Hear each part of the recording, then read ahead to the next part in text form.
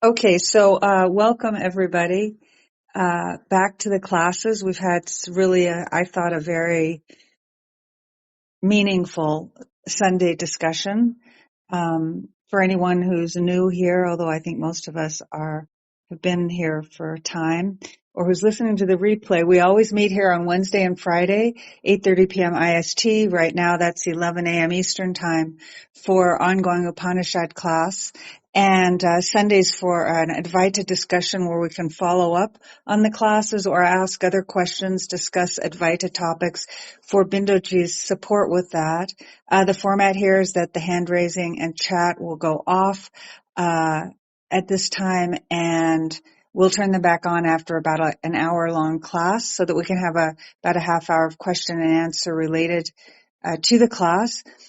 We've just finished a very handful of months on Chapter 2 that Bindoji let us know would be the core of the teaching out of this Upanishad, in the sense of really showing what he's called the pinnacle of Advaita. So if you're new or haven't heard all those classes, I highly recommend going back over the last couple months of class. And now we move into wrapping up with Chapter 3. And as Bindoji indicated on Sunday, during the summer months, we'll have probably some non-Upanishadic teaching that he's settling on. And we'll hear more about that, but it'll be at the same time. What else? Replays available at this location. And then for the classes and some prior classes, the YouTube channel called Advaita Retold. So if you make use of that, excellent. And it's a way to easily show other people where these teachings are recorded. I think that is good enough for now, except welcome back, Prakash. I know that for some things that have been happening in your life, you've traveled again over the last couple of weeks, and very happy to have you back with us. If you'd like to speak now, that's great. Otherwise, over to Bindo, and we'll all come back after the class. Over to Bindoji. Namaste. Thank you, Atmisha. Thank you, Prakash. Welcome all to the invocation. Om Namo Brahmadibhyo Brahma Vidya Sampradaya Kartribhyo Vamshrishibhyo Mahadbhyo Namo Gurubhyaha Shruti Smriti Purananam Alayam Karunalayam Namami Bhagavat Padam Shankaram Lokashankaram Shankaram Shankaracharyam Keshavam Badarayanam Sutrabhashikritau Vande Bhagavantau Punah Punaha Ishvaro Gururatmeti Murtiveda Vivakine Vyomavatyaptadehaaya Dakshinamurtaye Namaha. Om Shri Gurubhyo Namaha. We are commencing the third chapter, and the Shanti mantra for the third chapter is same as that of the second one. So I'll do the Shanti mantra before starting the third chapter. Om Sahana Vavatu Sahanau Bhunaktu Sahaviryam Karavavahai Tejasvinavadhitamastu ma vidvishavahai. Om Shanti Shanti Shanti.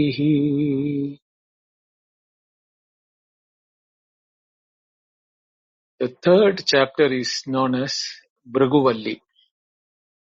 Like the first word of the first chapter was Shiksha, so it was known as Shikshavali. Shiksham Vyakyasyamaha is how it started. The second chapter started Brahma Vidapnodi Param. So the Brahma has the first word there. So it is called the Brahmanandavalli because it is talking about Ananda as a subject of Brahman. And the third one here, what we are going to start today, is known as Briguvalli because the first mantra is starting with Brigurvai Varuni. So Brigu is the name of the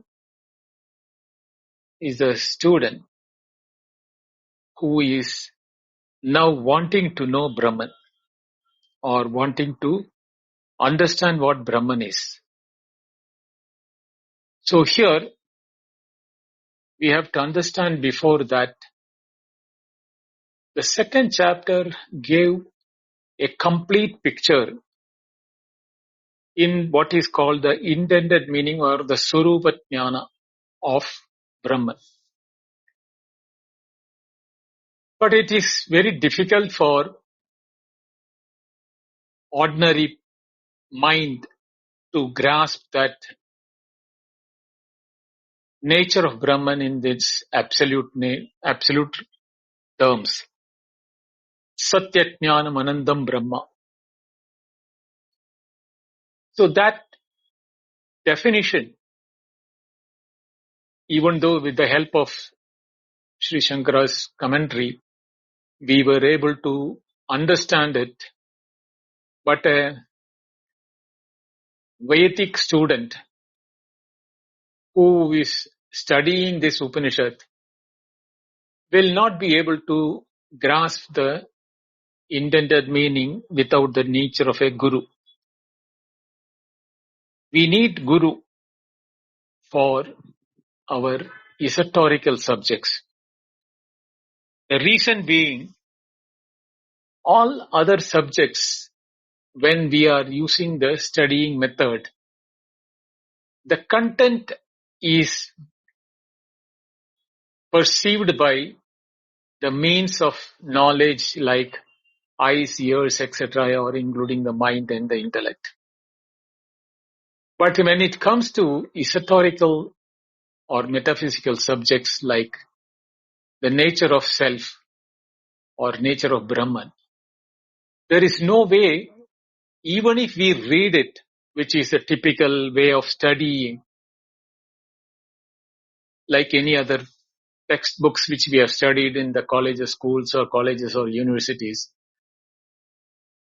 even if those books are available, even if we read it, we will not get the right knowledge. Important to note that right knowledge is the important aspect. The right knowledge about Atman or Brahman. This can happen only when a teacher who is of the nature of Shankaracharya, when explained it, and then the tradition kept that lamp of knowledge passing down through generations. So only when such tradition is maintained, the text like the Upanishads can be decoded and understood properly by us. Not only that, it also tells us the type of student and how each student will fall into the three category of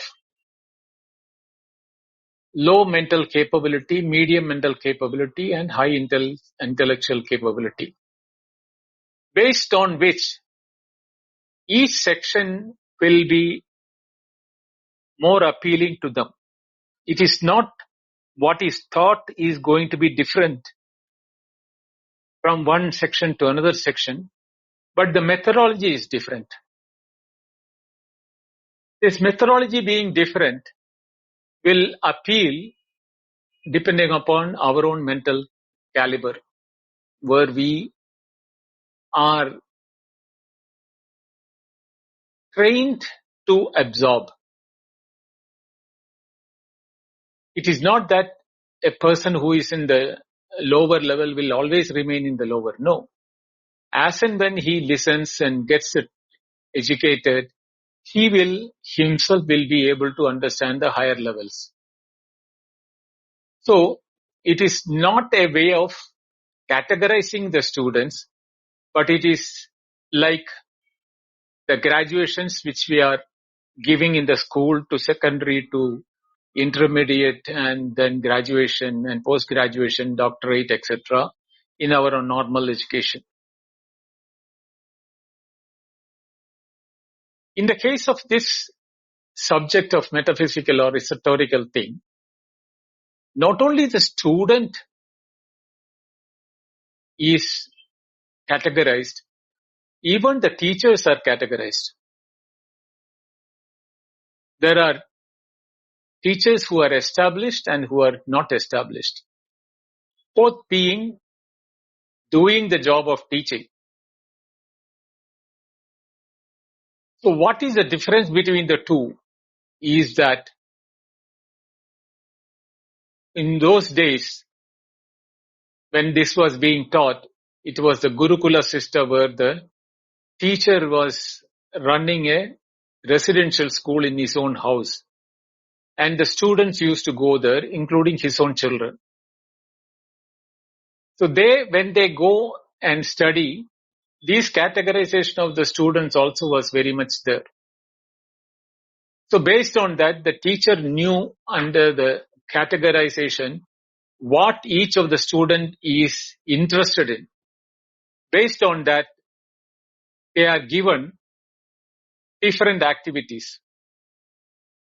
Some will be for outside activities like collecting requirements for the residential school. Some will be doing the requirement of the inside the residential school, whatever is like housekeeping, rearing of the cattle, and kitchen work, gardening, etc. Then there will be students who are interested only in the karma kanda of the mimamsa part of it, who will be doing the yajnas, yaga and all. And a selected few, I cannot use the word selected few, the distinguished few showed interest in none of them, but they were interested only in knowing the truth or the esoterical truths.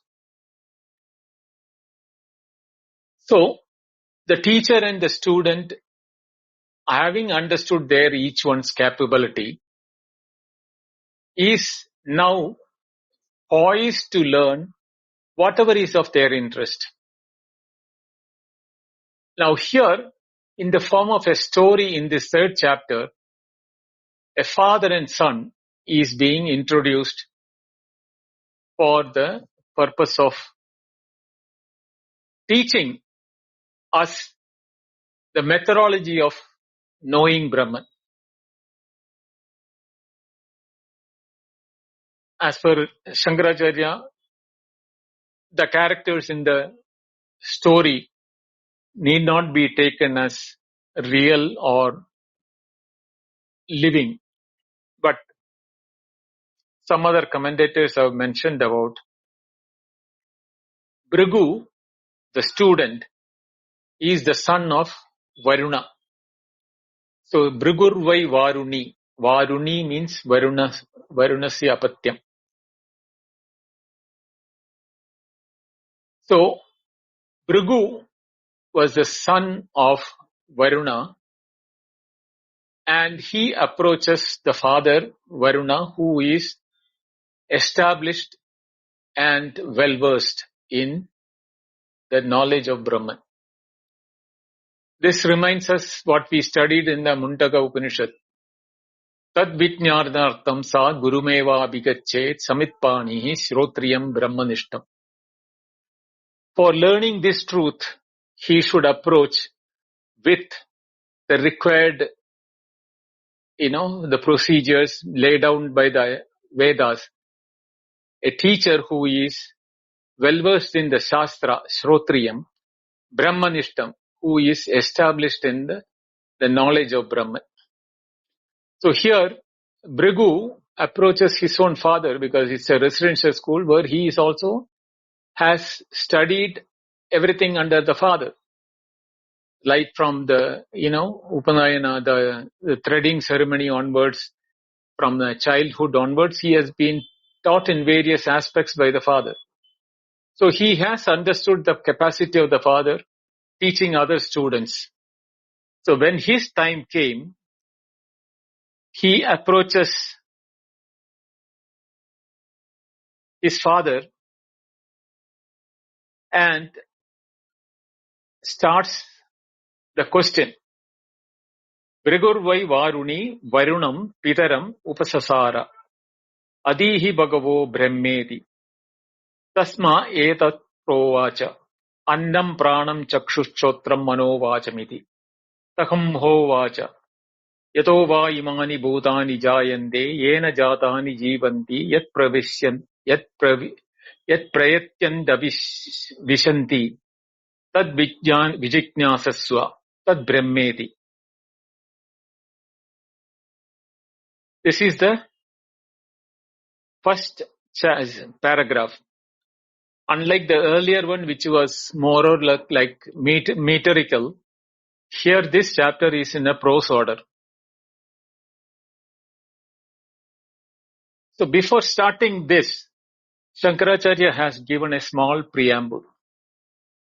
Satyam Jnanam Anandam Brahma Akashati Karyam Anyamayantam Srishtva Tadeva Anupravishtam Visheshavat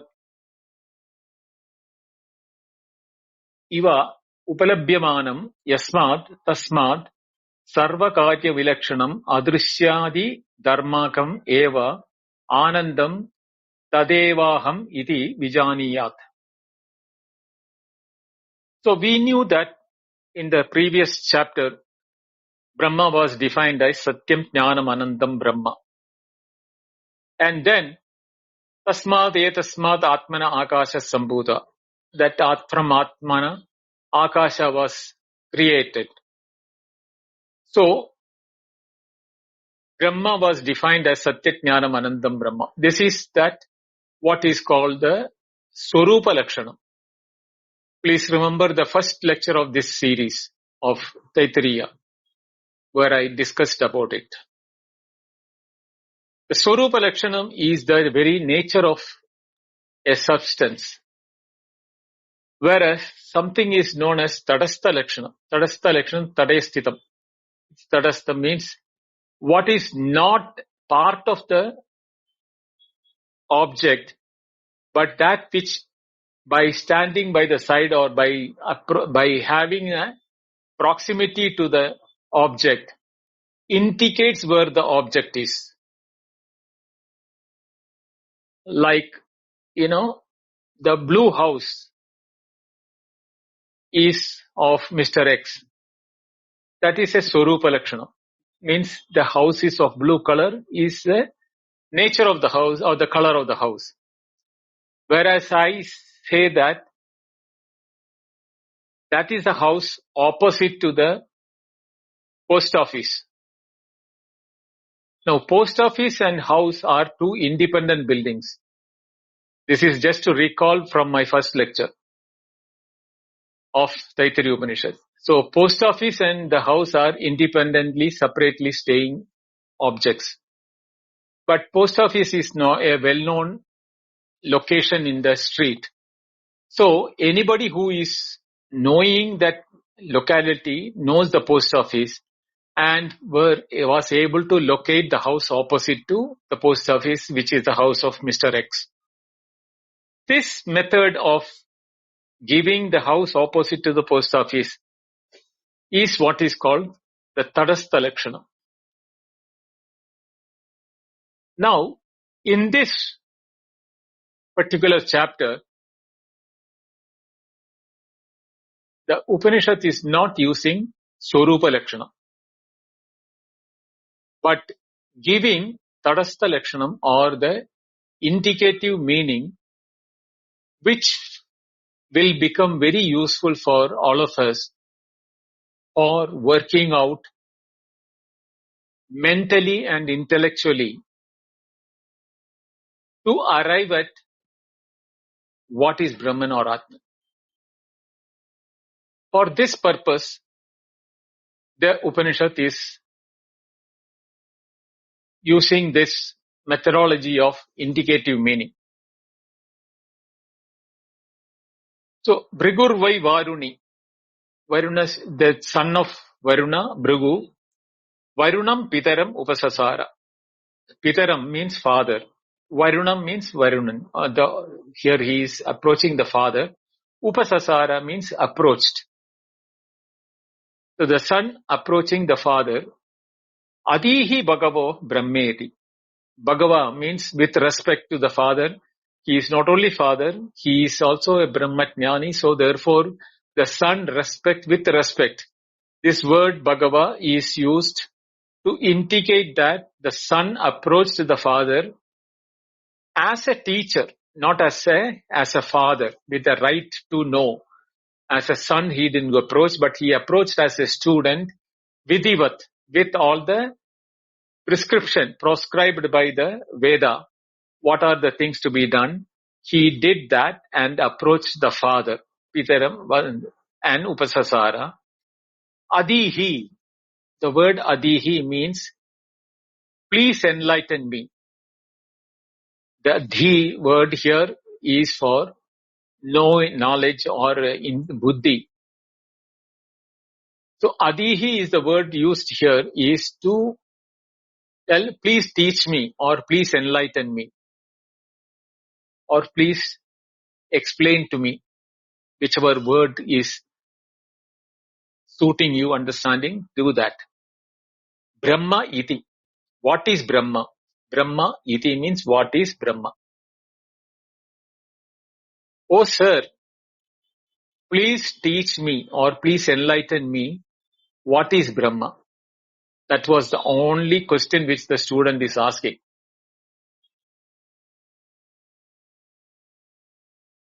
See, Upanishad is also very cryptic when it comes to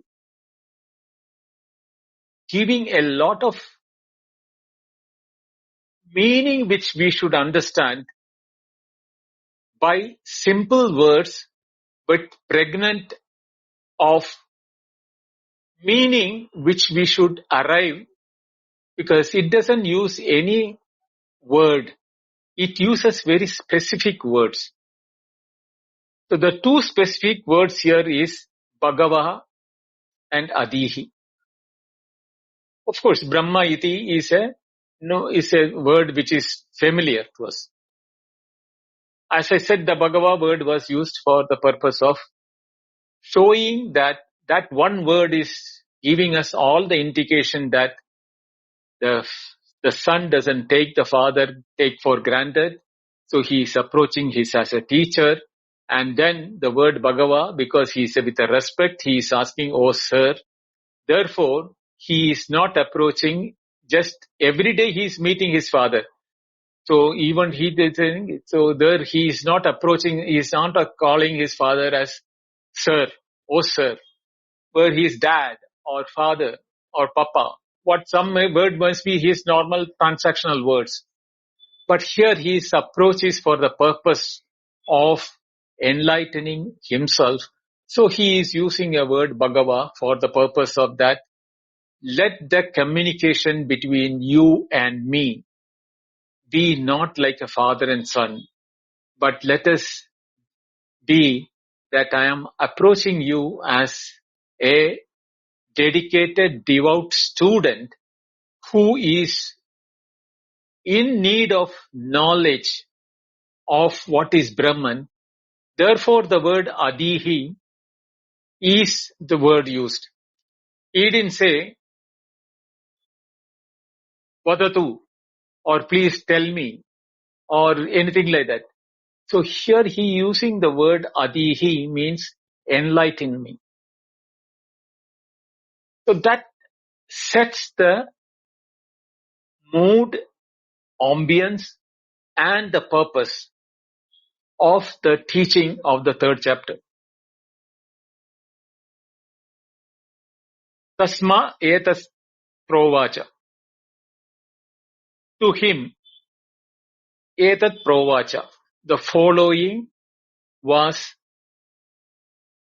he could have said uvacha, but the word used was provacha. Prakarshena uvacha.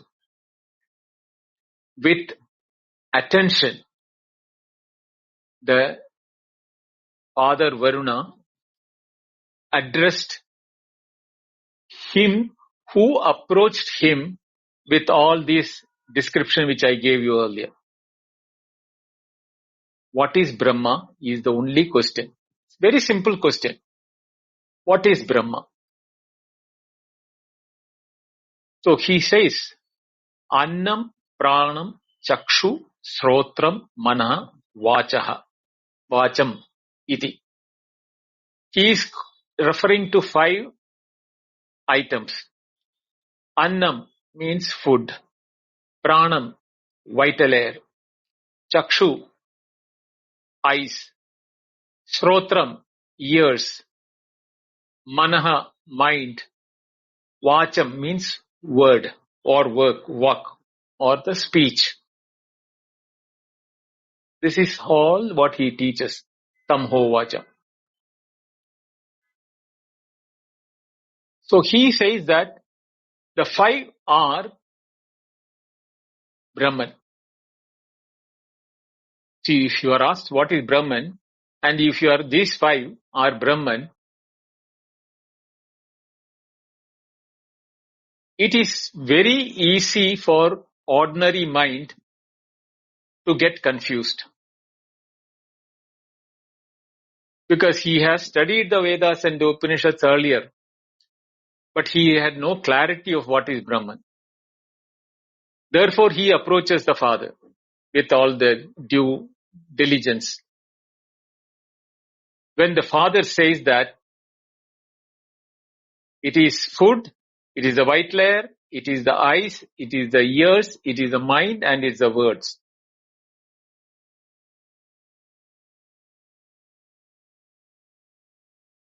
What will a student understand when such a statement comes from a revered teacher who is a Brahmanista?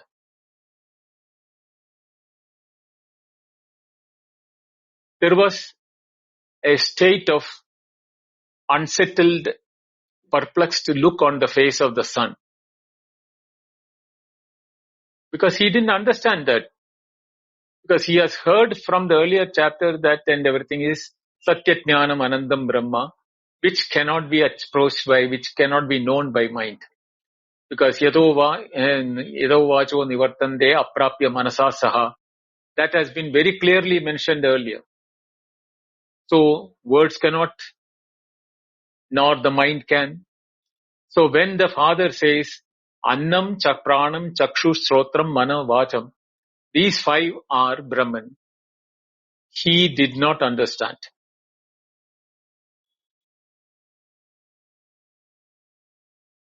Tam Hovacha. That perplexed looking son, or his clarity, the Father again says. Tam means to him. So you see the beauty of the Upanishad. The word when it picked up, Tam means that Bhrigu who heard the words Annam, Pranam, Chakshu, Srotram, Manam, Vacha, Manaha, Vacha, Vacham. After having heard, he did not say, yes, Father, I understood. And he did not go. He stood there, perplexed, and with a question mark on his face that he did not utter. I did not understand, Father, what did you say? Please explain to me in detail. Nothing. He did not utter, but his facial expression was enough for the Father to understand. My son has not understood when I said that. So he needs a bit more guidance to know what is Brahman. So to him, to such a son, O Vacha, he uttered what? Yato iva imani bhutani jayante yena jatani jivanti yat prayantyapisham vishanti tad vijitnyasasva tad brahmeti. Now he completes the sentence. Tad brahmeti. Know that as Brahman. What? Yataha va imani bhutani jayante. Yataha means from which. Imani, all this. Bhutani, creation. Jayante, is born. Yena, by which. Jatani, whoever has been created. Jivanti, is nourished or living. Yat prayanti, abhisamvishanti. At the end, all these jivani, abhisamvishanti, take refuge in that at the time of prayanti, when they are ceasing to exist. Tat vijijñāsasva, that should be vijijñāsasva, contemplated upon. Tad brahmedi, that is Brahma, is the answer given by the Father. Now, here, I am taking some time for this first part so that this will be repeated again and again. So the first part, if I explain it, then it will be easy when it is being repeated again and again. So first let us look into Annam, Pranam, Chakshus, Shrotram, Mano, Vachamiti. What are the 5 things which is being told? The food, the vital air, Chakshus, Shrotram, Mano, Vacham. That is eyes, ears, words and mind.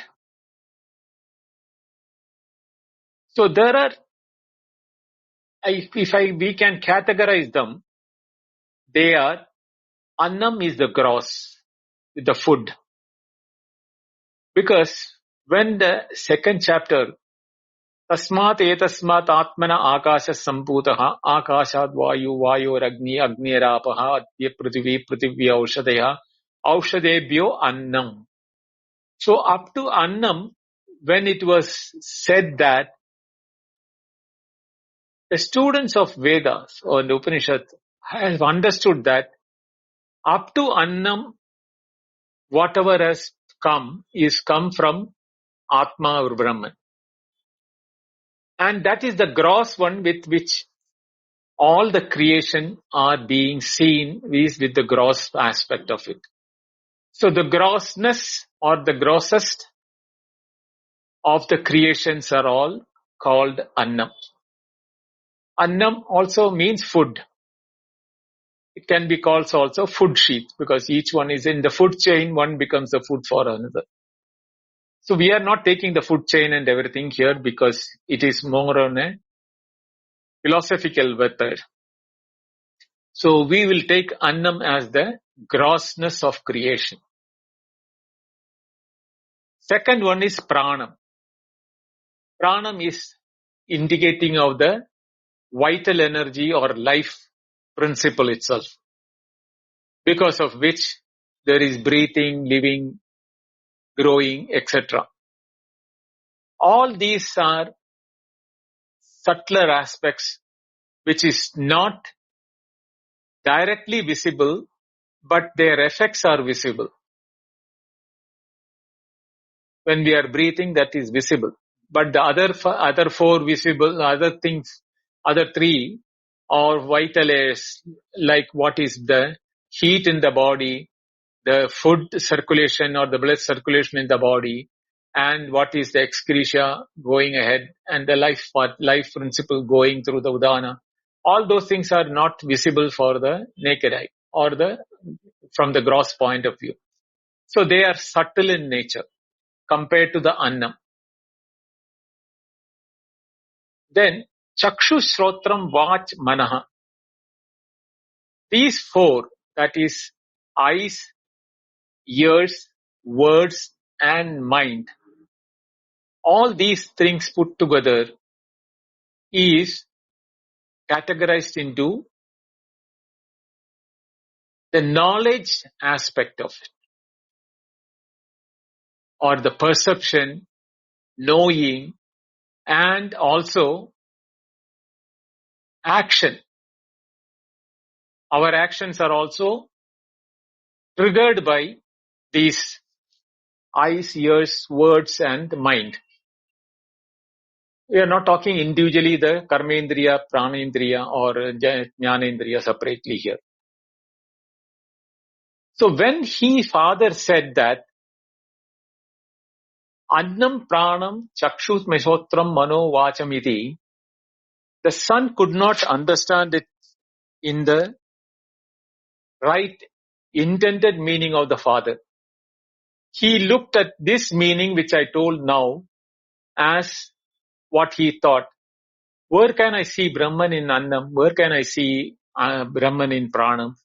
Where can I see Brahman in the eyes, ears, words and mind, etc.? This thought comes into the mind of the people, the student, if he is not tuned properly. But the father has an intent that the son, knowing the son's caliber, father knew that this tadastha lakshanam, or this indicative direction to work on the knowledge of Brahman, is good enough for him to begin with.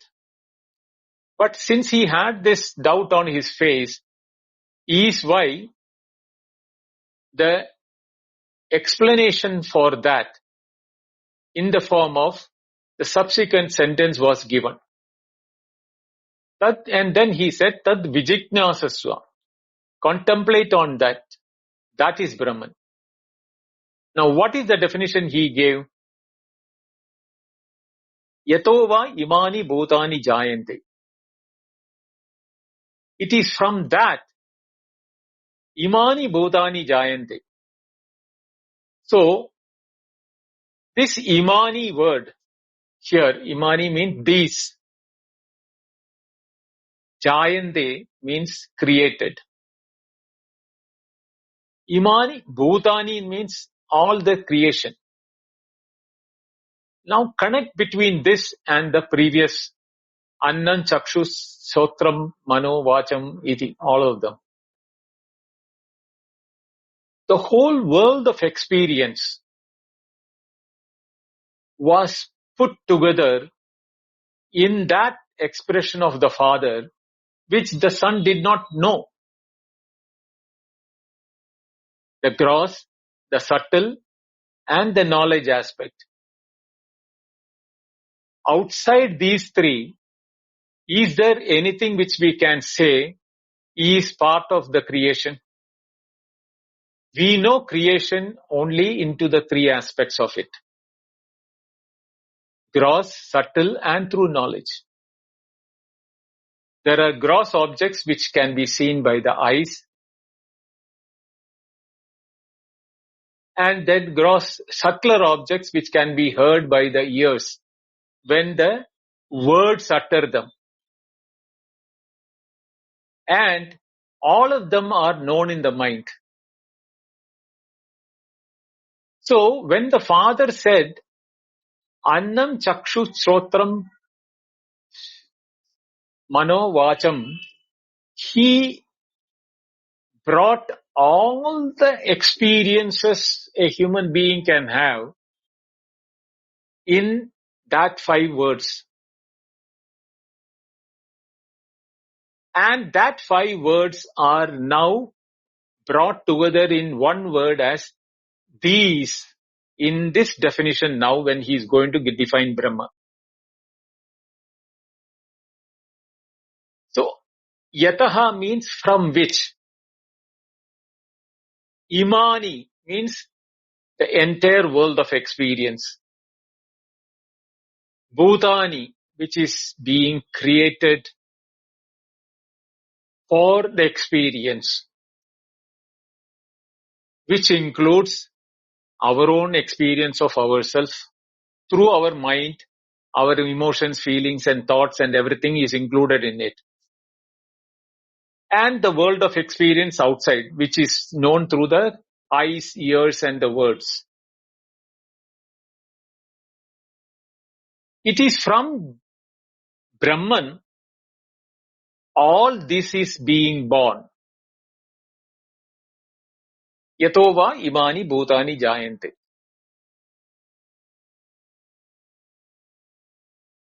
The second sentence is Yena jatani jivanti.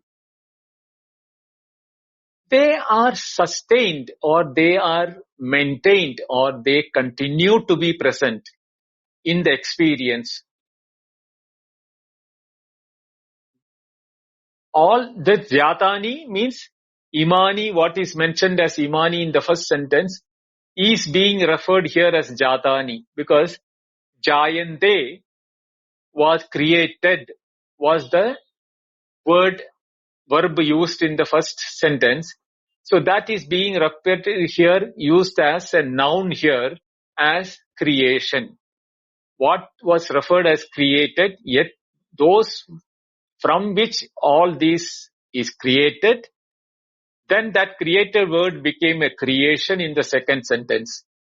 Yena, yet means from which has become now yena, means by which. From which became by which in the second sentence. What has been created has become what is creation now in the second sentence. And jivanti means continue to be in the experience or continue to be living or continue to be growing. Whatever may be the verb which you want to, one of the three verbs you can use that. So, not only they come from Brahman, they sustain in Brahman, and the third sentence is, yet here that means this creation, abhisamvishanti, take refuge, dissolves or merges or vanishes. Prayanti abhisamvishanti. When they do not continue to be experienced, where do they go? Now look at that. This particular statement, Yatova imani bhutani jayante, yena jatani jivanti, yat pravitya vishamvishanti, is a statement which is used almost everywhere in all the teachings to indicate the source of creation. Now, the source of creation is taken in the two forms. One is called Parinamavada and other one is Vivartavada. Parinamavada is one is by conversion, by converting itself into the objects. The Vivarta is by form of appearance. Now, these are different schools which are formed after Shankaracharya's period by the disciples of Shankaracharya. What is known as Bhamati school and Vivarana school, or the two schools of thoughts. One school thought it is really becoming in the form of converted and modified. Brahman modified itself to become the objects of the experiences. The other said Brahman, without becoming multiplicity, appears to be multiple in this. Now these two schools have got their own philosophies, which I am not going to get into right now. Which only Brahma Sutra, when it is being taken, it can be discussed in detail. But for our purpose, this statement of Yatova imani bhutani jayante, yena jatani jivanti, Yat prayanti abhisham vishanti. These three sentences are considered as the definition for Brahman, or what is called the Tadastha Lakshanam for Brahman, or the indicative meaning for Brahman. Satyajnanam Anantam Brahma was the Swarupa Lakshana, or the nature of Brahman, whereas here it is the indicate qualities of Brahman. Why these are all indicative qualities? Because Brahman itself is not being referred here, but is referred by the indication from which the creation is coming into being, in which they sustain, into which they dissolve. They, in that form, when it is being told, it is not talking what is Brahman, but the effect of Brahman. Therefore, it is called the Tadastha Lakshanam, or the way in which we call it as a indicative meaning of Brahman. So now you should understand that when the Father said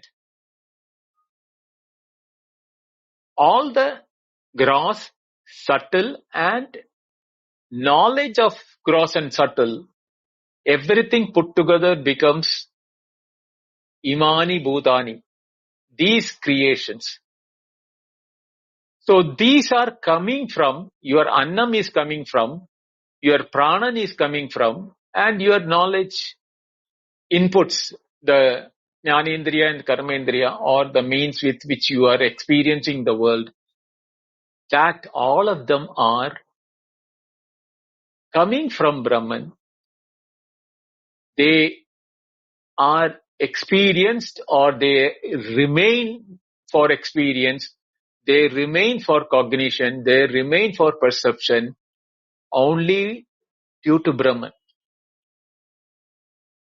When what comes from Brahman has to be Brahman, because we have learned that what comes of mud is mud, what comes out of gold is gold, what comes of water is water.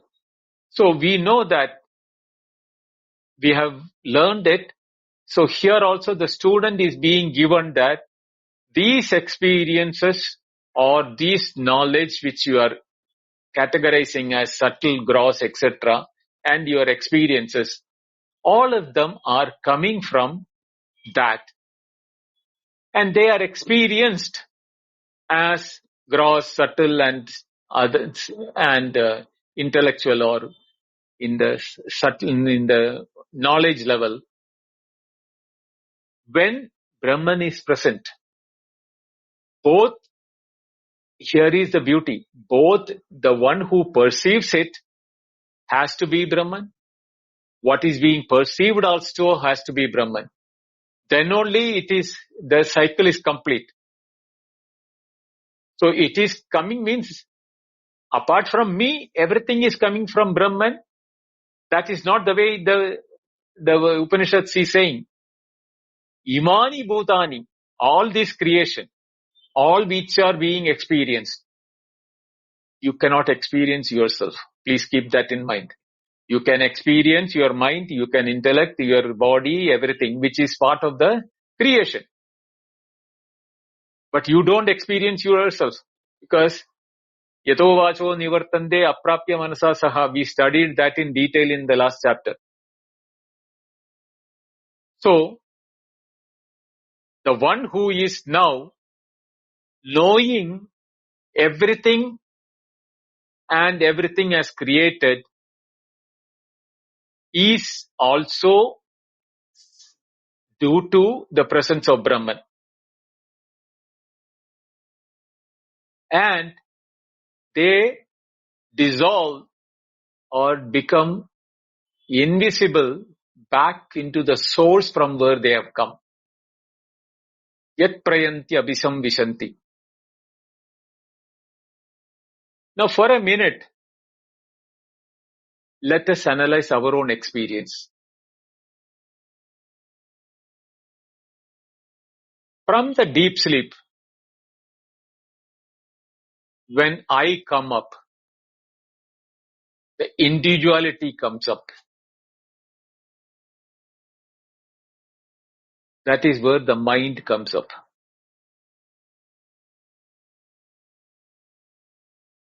The individuality is located in the mind. That is why when the mind is not there in deep sleep, the individuality is also not felt, the mind is also not felt. So manaha comes, and with manaha, vak comes, means words. We have not opened the eyes or the ears. The words come because that I feeling, that is the first word which comes up. Aham or I. I'm talking from my experience. Okay, this is, if you should, each one of you should look from your own point of view, whether it is matching yours or not. The I-ness comes first. That first word which comes in the mind is I-ness, or the feeling of I-ness. And along with the I-ness comes the world experience. That I am in the world, or I am sleeping somewhere, I am in the bed, I am the time, the space, the objects, everything follows immediately. And all of them have got words. They have got names, nomenclatures, description, and adjectives. And all of them are in the realm of eyes and ears. Either they are visual in nature or auditory in nature. What is not visual is through words we come to know. We also know we are breathing. So prana also has come. And then we realize our body. We are sleeping on the bed. So our own gross body also has come.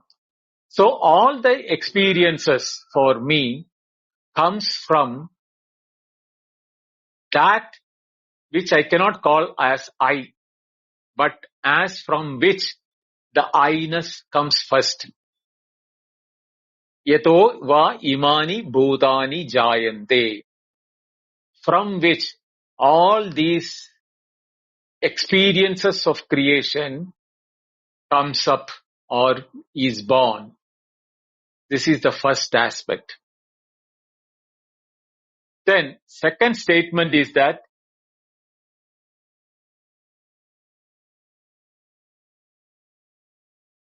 yena jatani jivanti.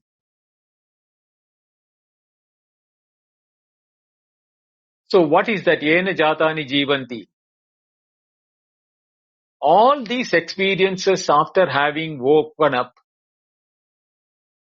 where do they live or where do they exist?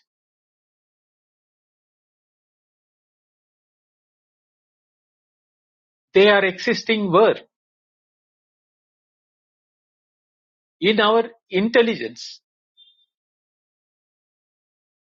in our knowledge, in our awareness, in our, what we call it as the subtle aspect of our knowledge. All experiences, whether it is Jagrat or Swapna, the waking or the dream, the entire ambit of subject, object and activities, all of them are in that. Because where is the space and time also has come. It also has come from that only, which I can't call it as I, but from where the I-ness came, along with the I-ness, the space and time came, the world came, my body, my intellect, my physical body, everything, the world of objects, whether it's waker or whether it's dreamer, everything has come from that. So whatever has come from that has to be that. Therefore, ena jatani jivanti. All these things are happening in that. Nothing outside there is nothing outside of it which you can think to be existing, because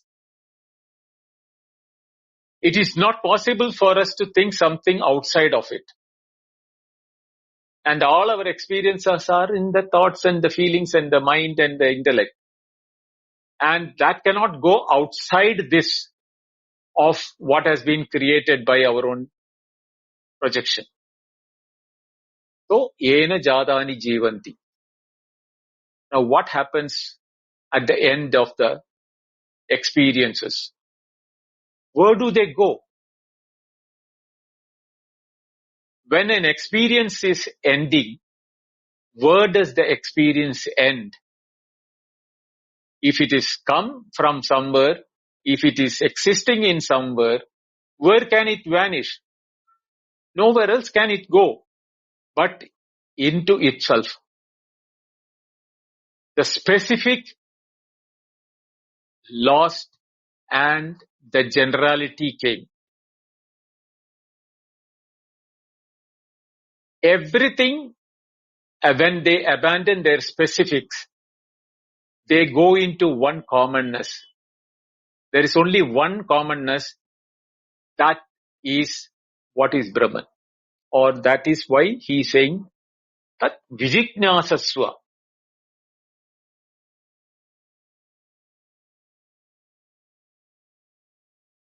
Please understand that as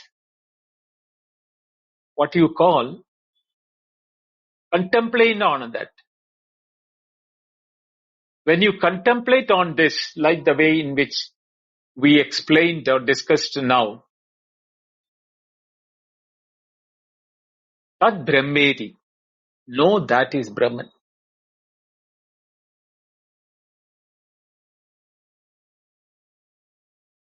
Now when Bhrigu heard this from his father,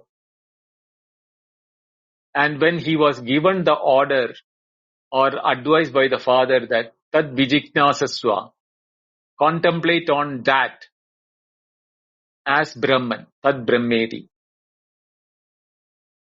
What did he do? Sa tapasu, tapha tapyata. He started tapas.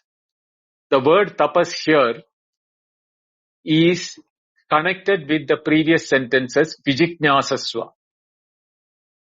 It is not the austerity by the physical, mental or the activity like yajna, dana, tapa, karma, all those things. Because here it is an esoterical teaching. And the father's instruction was Tat Vijijnasasva. So when the father is telling the son to contemplate, the son won't be going and sitting doing yoga or meditation or anything like that. He is doing tapas of contemplation. Sa tapo tapyata, tatapat taptva. Then having contemplated upon,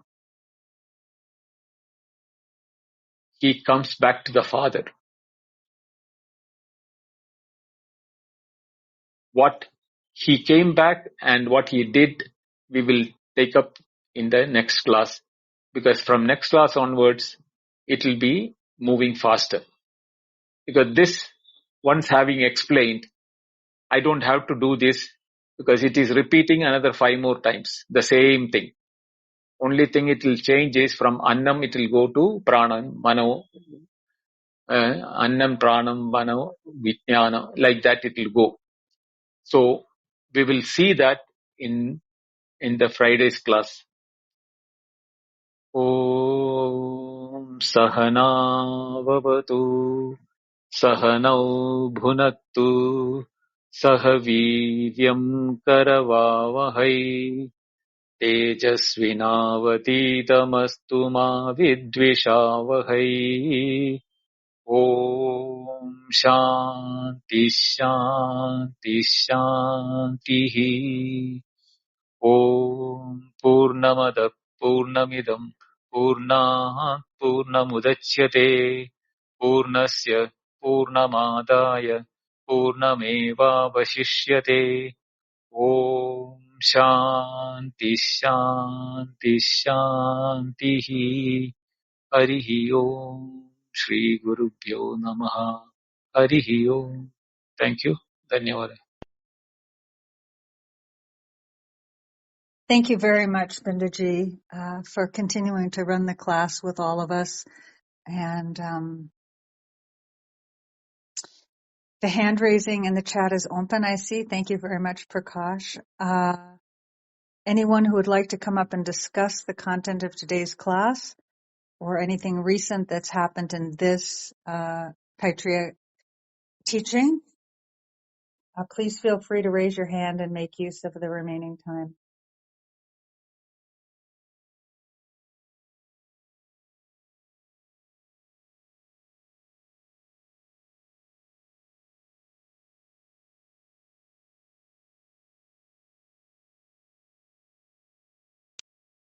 Hari Om Binoji. Hari Om Agat. Hari Om Binoji. Binoji, can you put some light on the whole navigation of this Upanishad? Swarupa Lakshana, the Satyam Gnanam Anantam Brahma, that whole Brahmanandavali, that whole chapter has extensive coverage describing the Swarupa Lakshana of Brahman and how to deduce Brahman. Now here it switches the gear into the Tatastha Lakshana by, powerful way of telling, these are the five, and ask one to put it to one's own experience, how these are coming and going within your own experience. It switches the gear completely to Tatastha Lakshana. So there has to be certain intent on this. So if you can explain this. Okay, Venkat. As I narrated in the introduction or beginning, the category of the student and those who have gone through the second chapter, most of us would have felt, first time those who have listened to Taittareeya Upanishad, or if you have not re-listened to the lectures again and again, you would have felt that it is very tough to understand. We are not able to understand what is Brahman. Nobody is to blame for that. Because in the Swarupa Lakshana of this second chapter, when the Upanishad says at the end, Yato vacho nivartande aprapya manasa saha, any student will get bowled. He will feel that whatever I studied till now, how will I know it if it cannot be brought within the words and if I cannot know it in the mind? There will be the tendency for them to know that still it should be possible for me to know Brahman by my mind. But what way to know it is not clear to some of those who have understood also. That is why this third chapter is important for those who want to pursue the study further and want a means or by an activity with which the second chapter definitions can be comprehended and made understandable to elevate oneself, so that some activity will bring the chitta shuddhi or the clarity of the mind for understanding the Swarupa Lakshana or the nature of Brahman. So this is more of as I told in the last Sunday, this is a Jnana Upasana Marga. Upasanas are many type. In that, this is a jnana upasana. Jnana upasana is the word used. Means is a contemplation on the philosophy. And contemplation, that is why tat vijijnasasva, the word was also in as an instruction given by the father to the son. The contemplation on what? Not on the second chapter things. That he has understood, he has learned it, but he has not understood it fully. That is why he is giving a tadastha lakshana or an indicative definition for Brahman, that Brahman is from which everything in our experience, including the subject and the object and the activities, comes up. They remain in Brahman. They are present because Brahman is present. And when they are vanishing from our experience, where did they go? Or where do our experiences vanish when even I don't exist in my own experience? That is my deep sleep. That where did my mind, where my eyes, where did my ears, where did my words, where did my physical body, where did my space and time and everything vanish? Or where did they dissolve?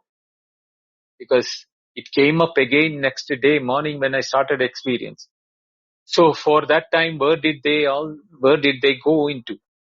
So that definition will help us for contemplation.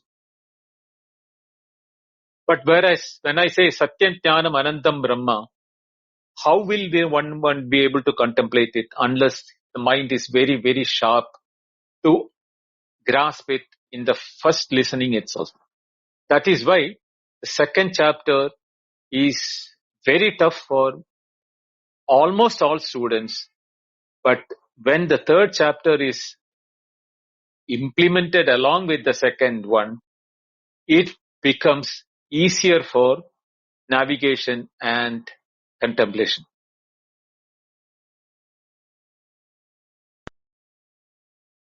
Sure, Gundarji. This is, it really chops off everything. Even concept of Brahman come and go.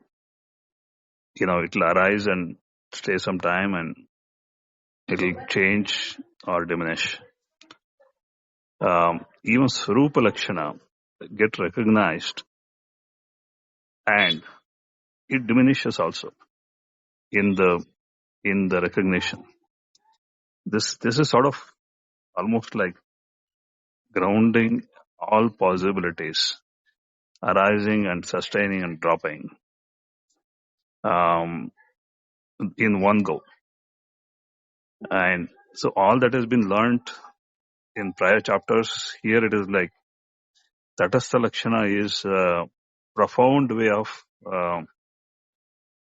recognizing Brahman. That's it. Beyond which there is nothing more, nothing left at all. That's how it is navigating, Banerjee. Yeah, you're right. Because those who are able to understand it as a profound and his own being, for him the third chapter is no use. Because he doesn't need the third chapter. The third chapter is for those who have understood, but still clarity is missing. For them, the third chapter will come very handy.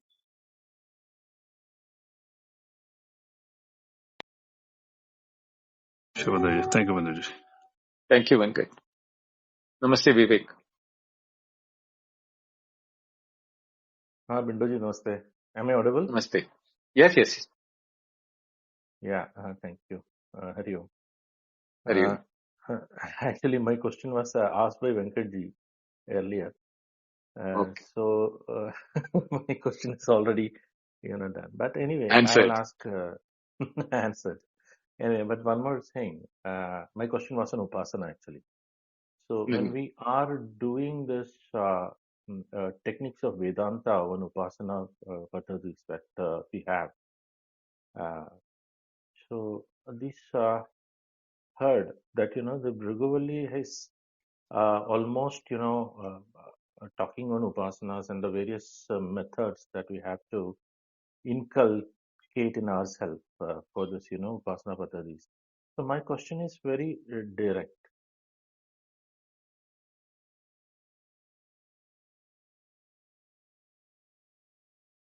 We are not able to hear you. You got muted. Vivek,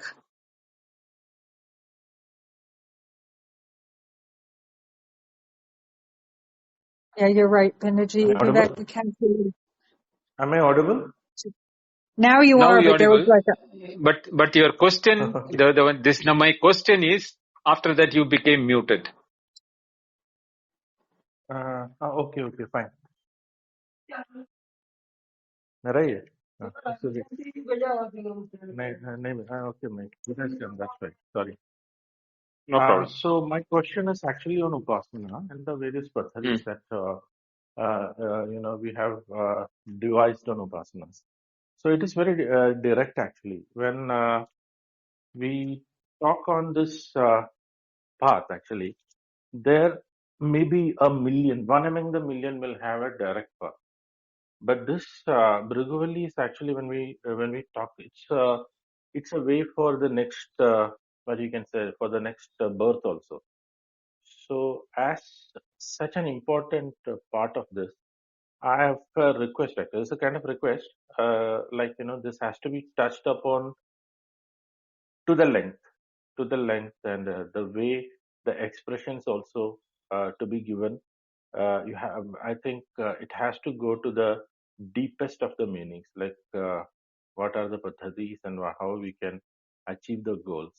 Goal is the utmost important thing. So this is what I just wanted to say, because my question is already answered by Bindoji for Venkat. Yeah. Venkat. Yeah. You're So right. this is one of the most important part, even if it comes at the last. But It comes toward the end. this holds the path. Is what I feel. Yes, Maybe you are right. Correct. Yeah. You can have a reflection on that, Bindoji. Yeah, thank you. So the thing is that, see, as you rightly said, upasana, the moment we hear the word upasana, a lot of people have got different various ideologies or their preset imaginations. Upasana is like, japa, and then or the devotional things where you do a thing, or then even meditation is considered as a upasana on the deity or things like that. So here I said it's a jnana upasana. It is not the word upasana means is to be close or, very, very intimate. That is where the word upasana is to be that. So with intimate thinking or intimate analyzing in the intellectual analysis is what is called jnana upasana. Jnana means knowledge or intellect. So intellectual intimacy in analyzing the subject and the things which have been not clear, when done becomes clear, is the process is called the jnana upasana. So that is why, as you rightly said, it will be explained in the toward the last part of the Briguvalli, the details of the upasana, how it is. But it is step by step, it is being taken by the Upanishad, by first telling what is the definition, and then how to graduate from the grosser to the finer Ananda level is being mentioned in that. Thank you, Vivek.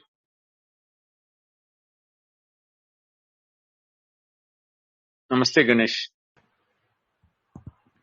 Namaste, Bindoji. Am I audible? Yes, you are audible. Yeah. Thank you, Bindoji. I wanted to share my feelings of today's class. I think the Brahmananda Valli is the preparation and manufacturing of the engine of a train, and bogies are set. And now in this Jnanopasana, I think it is on the rails now, ready to move towards the final aspect. I felt that step by step again in those 6 aspects, Annam, Pranam, Chakshusrotam, Manovacham, that itself has given, it gets reflected, whatever we could listen to in the Brahmanandavalli in a condensed form, and I felt the moment actually that it has started moving now, the train. And I Yes, feel, Ganesh. and I think this Upasana Kanda, it is actually the practical pocket book for the entire thing, whatever we have heard so far in the Taittareeya. I felt that a lot of relief has come to the mind, because here and there, all through the lectures of the Brahmanandavalli, there lingered lots of doubts and doubts about the arrival at the conviction, as you said a lot of times, the nididhyasa. And I feel this part of the Upanishad will take us to that. I felt that lot of relief I could feel this in this class, Pindoji. Thank you, Ganesh. You are right. You have told exactly what is intended by the Upanishad. Thank you, Bindoji. Thank you very much. Thank you, Ganesh.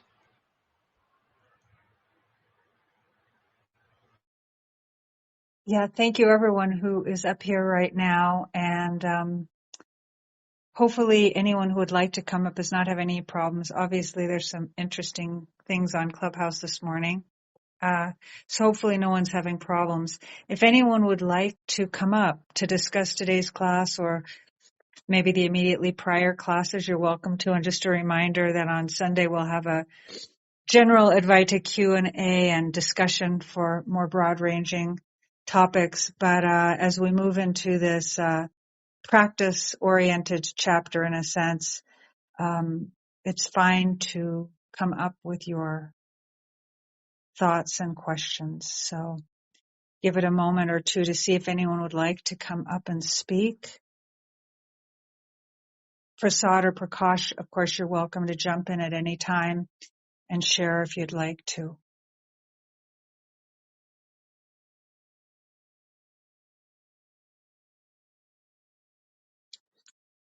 Not seeing anybody. Bindaji, should we go ahead and close and let people reflect, or would you like to go in a different direction? Oh, I think we are only started the 3rd chapter, so I didn't expect much questions to come up.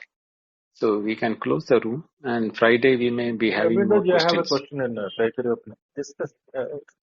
Yeah, go ahead. Go ahead. You could reflect upon it. See, Yeah, go ahead. I'm not sure about it actually. When it comes to the Upasana languages, when we are discussing in Upanishads, there comes this maybe on the Shanti Padam it is there, but this Om being one of the most taken Upasana Paddhatis in Advaita Vedanta. But this is not been reflected in any of Briguvalli stutis is what I feel. If I'm wrong, you can correct me. But when I could actually not, I think there are total 8 or 9 anuvakams in this. I'm not sure, but that Om is not coming here. Is what I feel. Is that correct, or is there anything which is being related to that? No. Pranava Upasana or Omkara Upasana or the Upasana on the word Om is used in other Upanishads. in Taittareeya Upanishad, it doesn't use the word Om for the Upasana part of it. Because it is not a what you call activity of the mind on a single word or single content. But whereas here, it is a graduation from three aspects of Brahman itself. The creation, sustenance and dissolution. That aspect, this is what is called the Swabhava of Brahman.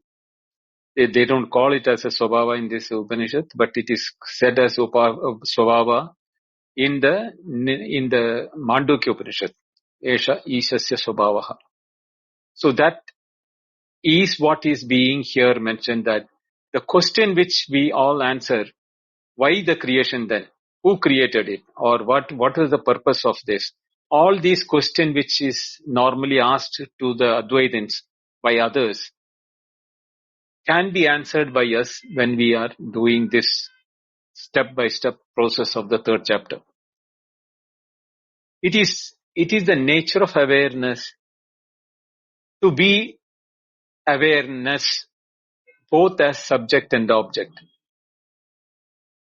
By becoming subject and object, the awareness has not bifurcated itself. The bifurcation feeling is due to ignorance. But the one who knows that there is no bifurcation, it is I, myself, being experiencing myself. When that is understood, that is where yatra nanya pasyati anya shrunoti anya vijanati, or where there is no otherness. Udaram antaram gurudeta tasya bhayam bhavati. All this Advaita experience or the experience of non-duality will be only possible when you are able to do that. That subject, object are not separate. It is the nature of awareness. And in that nature of awareness, when we take sides, we become the subject or the object. But when we know both are the same, there is no problem at all. We know that it is the nature of same awareness. It is for me to experience as subject, I became a subject. And for my experience, I have created my own objects. All the three are nothing but my own swabhava. Or when I say it's my nature to become all the three and to experience as gross, subtle, all the world. When that is understood, there is no fear or any problem on that. We don't have any otherness, therefore there is no desire. And though when there is no desire or attachment, we don't have any problems of life. All those things can be surmounted, and that is the freedom which is being offered by the non-duality. Because the ignorance is the one which we thought we are in bondage or limitation.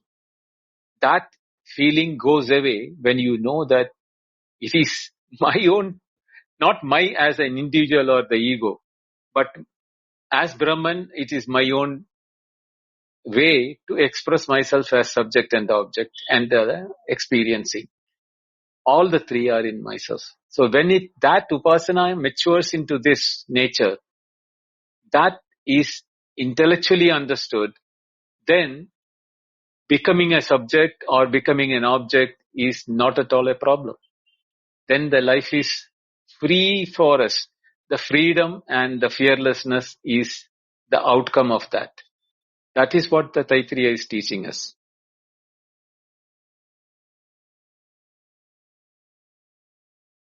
Bindoji, thank you. Actually, I think we will discuss it on a length on this. This is really, a kind of yes experience that. Thank you. Thank you. I think we can close. Okay. Thank you for answering Ivy's question in the chat. And thank you everyone for being here, especially thank you, Bindo, for making this very important part of my life, and I think some other people's lives too, happening here for us. So please join us again on Friday, as we now have barely entered into chapter 3 of the Taittareeya Upanishad. Again, very happy that Prakash is back. Always happy to see Prasad. Everyone who spoke recognize that you're coming up here and sharing your thoughts out loud actually make this whole process possible. And no doubt your questions, and many that didn't even make it to being spoken, are relevant to many of us. So thank you for taking that role. And just a reminder again, replays here, and also usually within a day or so right now, the classes are at Advaita Retold. And also, I know I'm just saying it for anyone who isn't aware, since there are more people here. I'm really excited. I'm excited every time we come to class, but I'm excited after the Taittareeya for the possibility of a concise and pointed version, perhaps, of Aparoksha Nubhuti, because as many of you know, there's a class of that on YouTube. It's about 50 classes, and if I'm correct, Bindo, it was the very first teaching of this sort that you did in this format, and you're thinking to take that again here on Clubhouse within about a 3-month period. So much more, from my understanding, aware of the learning and insight that we've already gained with you, so we can dive in deeply. So I'm very excited for that. So for those who are wondering, that will start in the early summer when we're done with Taittareeya, unless Binduji comes up with something different he's going to do. So if either Prakash or Prasad's often with his family at this time, just listening, so no obligation, please jump in if you'd like to speak. And if you don't, then Bindo, if you'll please close us out. Thank you so much on behalf of all of us.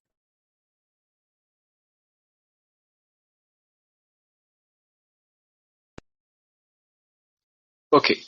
Thank you, Atmisha. Thank you, Prakash, Prasad, Venkat, Vivek, and Ganesh for the questions. As Atmisha said, the approach to the first class which I took, I myself know it was not all that great, and it was more concentrated on the Sanskrit aspect of it. Whereas what I am planning to do is giving less importance to the Sanskrit aspect, but more on to the nature of philosophy itself. So it will be faster, but it will be more addressing those who are not having much Sanskrit knowledge also, so that you don't have to worry about the Sanskrit aspect of it. Okay.